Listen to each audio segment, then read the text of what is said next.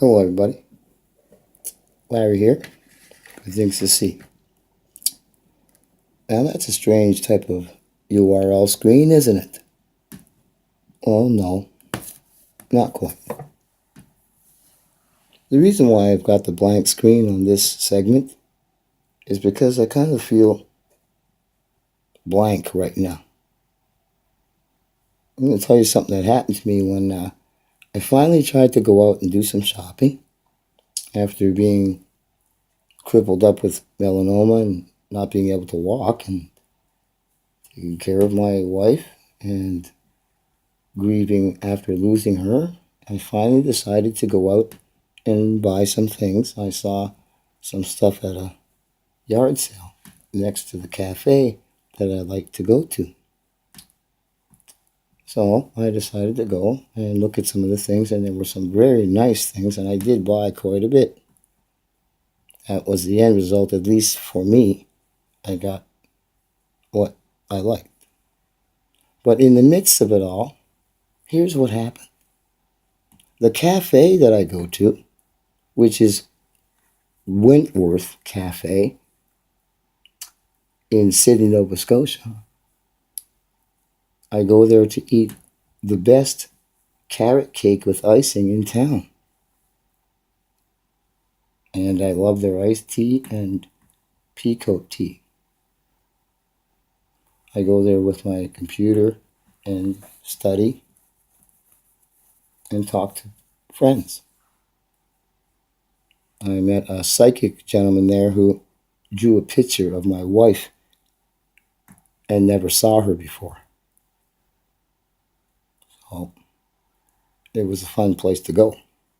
So anyways, I went shopping next door to that place where the yard sale was, and the gentleman that was there was acting kind of strange while I was looking at things. I would ask him how much for this and or how much for that, and he was talking to himself, mumbling about all this stuff, and it was kind of weird. But it was hard to get answers from him about how much stuff was because he was mumbling about all this other. I don't know what it was about, but anyways. So I ended up buying a hockey game, hat, brand new shoes, new jean jacket, shirt, a nice custom hat. I almost bought a pair of John Lennon glasses. Changed my mind on those. But I bought quite a bit of stuff. Brand new pair of shoes. I mean, geez, I spent about $110 altogether there. But the guy was very strange and mumbling a lot to himself the whole time.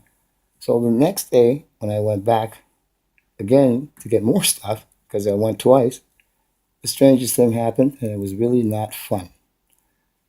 I was talking to him, and he was still doing the same stuff. I was picking up more stuff that I had seen. I wanted it, so I was trying to get the prices of how much they were so I could tabulate what the full cost would be. But he wouldn't give me the prices, and he was doing the same thing, mumbling and talking and not answering, and talking about a belt buckle that was missing on the ground, and I never saw one that he was talking about from the day before, but he was still talking about that too, and it got kind of strange. So I asked him about God, and he stopped. And all of a sudden he smiled. And he started being normal, and we started talking about Jesus and God. He's a Christian. So I said, so we all gathered all these things up, and I could get a price now because he wasn't mumbling. While we were talking about God, when he finally calmed down, he got really loud, but he was very expressive about God and Jesus. Very much a believer, yes. I saw that. And he got very loud about it. And while he was doing that, people were walking by. All I was doing was waiting to get the prices after he was not ranting. I was hoping to just get this sale done and get out of there so I could go to the cafe. So some people were going by and they heard something going on. They didn't understand what was really happening. They went into the cafe and said, "Oh, that black guy over there is over there yelling and blah, blah, blah, blah." And I wasn't even saying a word. It was him. I was just waiting to pay him. So now all of a sudden, I pay him. I finally get away from him, put the stuff in my car, and I said, oh, take my back sack, and I go over to the cafe to get my cake and tea. I go up to the counter. I say, huh, I didn't see no cake. I says, there's no cake today? She says, no. And she was acting strange, but she always looked the same way. And I realized this woman was about to show the racism that she had hidden, well, thought she had hidden. I saw it for a long time. She was about to show it. I hadn't done nothing. That's why the police said, oh, they apologized to me. And I said, well, I think you should go in there and cite her for that, those people who done this, because they realized I hadn't done anything at all. He spoke to the man there, and he was saying, oh, we were just talking, expressing God. And he said, oh, okay. The police felt really silly. The police officer lady that came was very pretty. And I started talking about her eyes and everything, how beautiful they were. And we were talking, she was smiling, because they knew these racist pieces of crap behind them that they had just come to their false call crap, just got away with some dirt again and made the people that are decent look like crap. I am the cousin of Viola Desmond. I am not a criminal. I'm a scientist and a military person. That's all. And this woman told me I couldn't go there anymore because of all what happened. She kicked me out. I left quietly, no problem. The police came. I went back over to um, the flea market next door, the yard sale, and I told the guy, well, I just got kicked out. I'm not sure why. So I was getting ready to go in my car, and a policeman car pulls up. And I look and I go, ah, here we go. And I look, and it was somebody that knew me. And he smiles. Hey, Larry, what's going on? Really good officer. I won't say his name, but I really like him. He says, what's going on? I said, oh, I don't know. You tell me, because I didn't know. He says, is that about her just kicking me out of there? I don't know what I did. Could you find out for me? That's what I did. And he said, he jumped, backed up, and he says, I'll go check on this. You go ahead. Just wait for me. I'll let you know what I find out. And he went inside. And then this beautiful police officer female pulled up in her car and got out and went inside. They came back out a few minutes later, smiling. But I had my back turned and I seen them coming. And I was talking to the guy about something else, a pair of glasses that I was going to buy. And they came up on me and they came. I turned around and I looked at them. I just stepped back a little bit and they stopped. They saw fear in my eyes. But I wasn't scared. I'm just tired of all of it. That's what they saw in my eyes. I'm tired of it. But I respected these officers. They weren't racists. And I could see it in their eyes, and that was really good. The officer, gentleman, finished up and said, oh, I guess there's no problem here. I said, yeah, I guess they wasted your time. And he says, well, listen, take care of yourself, and I'll see you later. And that was it. He jumped in his car and he backed up to turn around. But the officer, female, was beautiful eyes. I had to tell her. She was beautiful. Her eyes were incredibly beautiful. So I said such, and I gave her a compliment. She said thank you. Went back to her car because the call came in and they had to go. And that was it. The people who falsely accused me of that, whatever they wanted to say, are nothing but dirtball racists. And I think it's time people protested against all the racists doing this shit to people for no reason. I do know who all the racist supremacists in this town of Sydney, Nova Scotia are. I think if I could get some help to protest against them, I'll take you and lead you to these establishments and we can let them know that they are not and they should not be allowed to do this anymore. So stop or get out. And that's what our town should be doing to clean ourselves up before Homeland Security comes and does it the hard way. It is coming. The 11000 laws executed by Barack Obama people includes a cleanup.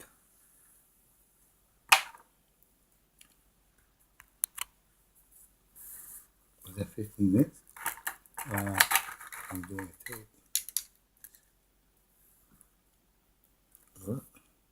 Oh, it's still going good.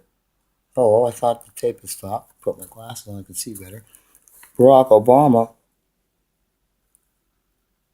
created 40 new laws under 11.0001, 11.0002, on to 40.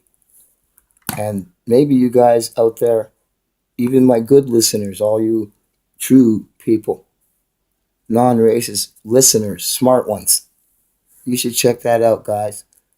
Look for the 11.000 laws executed by Barack Obama. Study them. It's all going to happen soon. Now, back to all you racists. All you racists need to really step down a bit, because Homeland Security is going to put you all into re-education camps. All you Nazis out there, guess what? All your beliefs in that Nazi SS crap and loving it and all that blah, blah, blah is about to backfire up on your asses.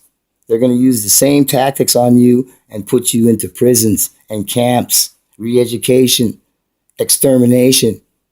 All kinds of camps out there, over 3,000 built and ready to go, the size of airports. If you think I'm lying, then everybody's dying. And I ain't lying, because I'm not dying. I won't be in one of those camps, because my son's Homeland Security. So that makes me Homeland Security, doesn't it? So you better listen up. Smarten up. I'm going to see if I can sue this Wentworth coffee shop for what they did to me. I'm going to find the two culprits that started it, because I saw them. It was a man and a woman. And I noticed how quickly they scuffled away when they realized, uh-oh, look what we did. Now we look like racists. Because you two, if you hear this, everybody on the planet that does hear this, I'm going to make sure they recognize you. You are now racists, along with the owner of that, or the worker there of that establishment. Racist now. Nice big label. Racist.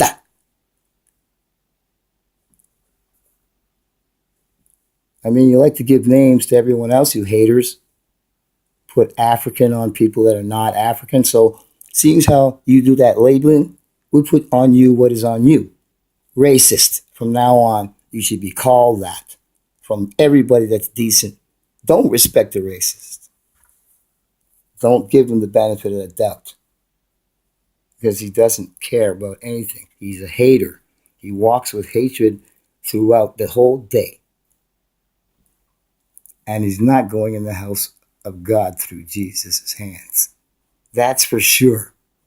And listen, one last thing about God. Forget them racists.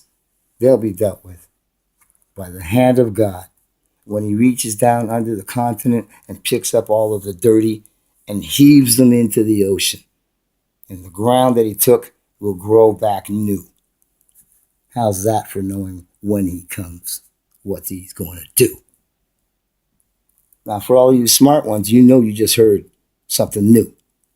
Take it into your heart and know that I know. I don't speak in riddles. And I didn't stutter. And for all you who heard that as wah, wah, wah, wah, wah, wah, well, you keep wah, wahing. It's going to be fun watching you get splattered all over the place by God's hand when he throws you into the ocean. This is Larry Good Things to See, standing down for now. I'll talk to you later. Bye-bye.